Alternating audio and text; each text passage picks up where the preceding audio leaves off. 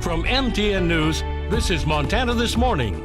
Butte's getting smoky. I'll tell you where this smoke is coming from and what you can do to protect yourself. Serious support for Vice President Kamala Harris's bid for the White House. I'm Jared Hill with the major milestones and the new critiques from Republicans. We first told you about a development here along Jackrabbit Crossing. I'm Edgar Cedillo, and I'll have a new update and the potential new grocer that residents could see in the next coming months.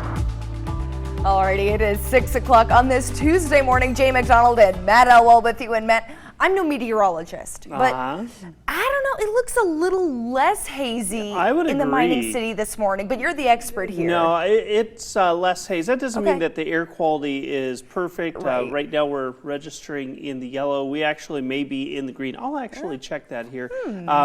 But it's an average over time, so it just really keeps us more aware of what and where we are going. Early morning temperatures into the 50s. You look toward the afternoon, there is an isolated chance of some widely scattered or isolated thunder showers this afternoon. There's not much to that, but may cool us down, much like what we were dealing with yesterday. Daytime highs expected to be into the 90s today. It is going to be a hot afternoon. Likely to deal with very little wind, so not a whole lot of relief from the heat. I'm going to talk more about our smoke and what we expect over the next few days, including that big cool down, in just a few minutes. All right, thank you very much, Matt. Well, that wildfire smoke yesterday made the air quality a bit unhealthy in Butte for some people. But the smoke in Butte, that's coming from much farther away than you may expect. MTN's John Amy tells us where all that smoke was coming from. When you can't see the Highland Mountains south of Butte, that's a good indication that the air quality is not very good. Wildfire season is in full swing, and Butte is getting a lot of smoke from regional fires, and that's making it potentially hazardous to Butte's vulnerable population. Our vulnerable groups especially are people who have like heart disease, lung diseases, the very old, the very young. The health department recently reported Butte's air quality index at unhealthy for sensitive groups. Because winds are coming into the area from the northwest, much of the smoke in and around Butte is from wildfires in Canada, and not so much from the Blacktail Canyon fire burning just southeast of Butte. This actually makes the air quality worse. The farther the smoke travels, the more hazardous it actually becomes for a human. A Colorado man traveling with his family stopped in Butte and said the region is very smoky. He was hoping to get a good look at the Our Lady of the Rockies statue on the East Ridge. My daughter, she's 6, and she's like, "Where's the statue you're talking about, Dad?" And I'm like, "Well, you have to look carefully. I'll have to show you pictures on the internet." If air quality gets worse, the health department recommends people spend less time outdoors. The department also has air purifiers that it can loan out to low-income families. When we get to unhealthy categories, that air pollution is like smoking a couple packs of cigarettes a day. In Butte, John Amy, MTN News. And of course, we're tracking that air quality. Matt's going to give you the latest during his weather segment. Thank you very much, John. Now, on the national scene today, Vice President Kamala Harris hits the campaign trail for the first time as a 2024 presidential candidate, visiting Wisconsin as support for her White House bid reaches new heights. Yesterday, President Biden, in his first public comments since dropping out of the race, urged his former campaign staff to embrace her. Meanwhile, the Trump-Vance campaign is sharpening its line of attack against a new likely opponent. Jared Hill has the latest from New York. This morning, a critical sign of support for Vice President Kamala Harris's presidential campaign. CBS News estimates a majority of Democratic delegates across more than half of U.S. states have endorsed her, enough to potentially win her party's virtual vote next month, ahead of the Democratic convention. We have an election to win.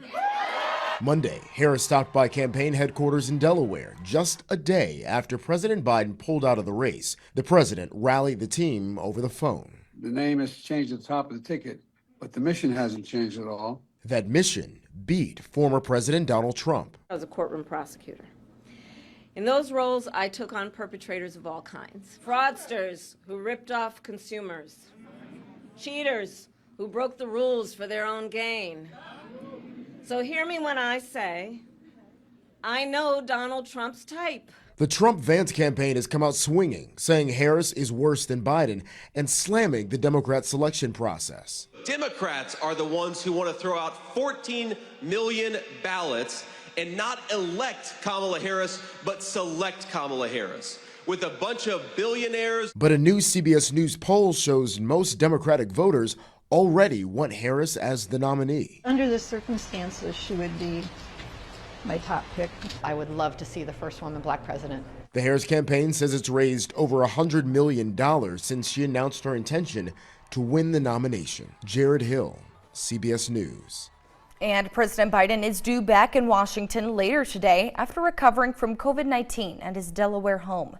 Vice President Harris continues to pick up high-profile endorsements from fellow Democrats, with the latest from former House Speaker Nancy Pelosi. Now, back a little bit closer to home, a new grocery store is coming to Belgrade. This time, it's south of the interstate in the same development as the Amazon distribution center that we first told you about. Our Edgar Cedillo chatted with people who live along Jackrabbit to see how they feel about a new grocery store closer to home.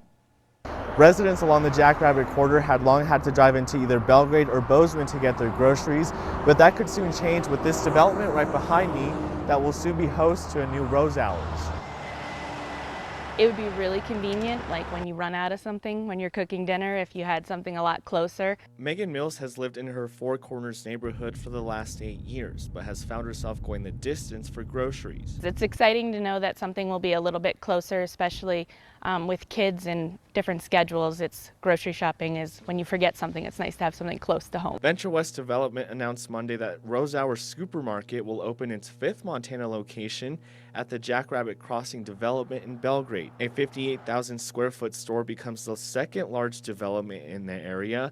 A few months ago, it was announced that Amazon was opening a 53,000 foot facility. The grocery store is expected to be Belgrade's 3rd grocery chain. Todd Waller, the principal developer of the Jackrabbit Crossing development, expects that once the development is built out, that it could generate nearly 70,000 trips per day. For Mills, she says that she looks forward to one thing. It's convenience as always when you're on the go. Construction is expected to begin next spring with the goal to open in late 2026. In Belgrade, Edgar Cedillo, MTN News.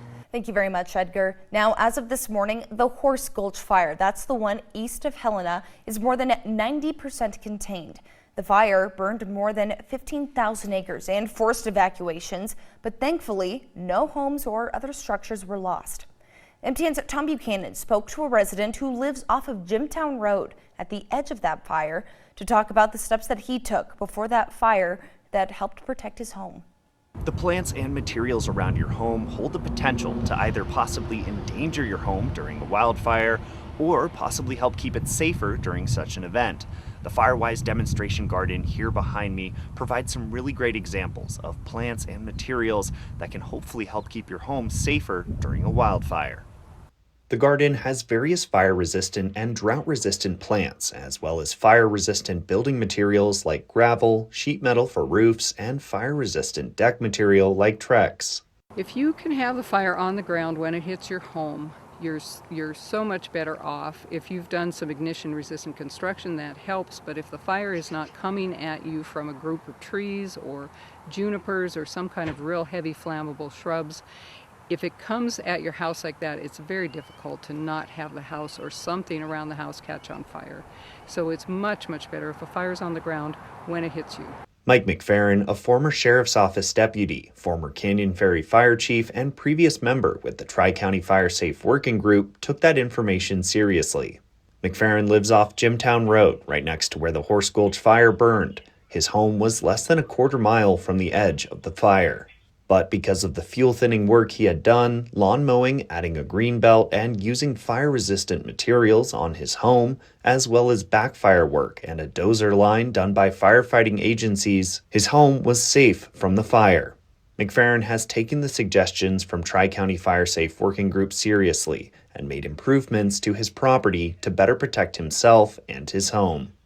Anybody that hasn't done the fuel mitigation work or tried to make their home fire resistant, all bets are off. Because I know, after having been a volunteer firefighter, we don't have enough fire trucks to put one at every house when a fire of this size is going. For those interested in becoming more fire safe, a good time to transplant plants is in September. And the Tri-County Fire Safe Working Group provides free assessments for homes that can help steer you in a more fire-safe direction. Reporting in Montana City, Tom Buchanan, MTN News. Alrighty, thank you very much, Tom. 6:10 now. Before we take a short break, I wanted to share this with you. I'm taking you over to the Key West area in Florida. Now, back in the 1930s, this is a spot where Ernest Hemingway spent quite a bit of time. For more than 6 decades after his death, fans, scholars, and relatives continue to congregate to the old island city to celebrate the author's award-winning novels and adventure-filled life. Just a couple days ago, Hemingway would have been 125 years old. I mean, a ton of people showed up just to celebrate the author, the writer, and the poet's longtime standing and really landmark work that he had on the island, Matt. Yeah, they look just like him. I know, I think so. I mean, the resemblance is uncanny over in the Keys.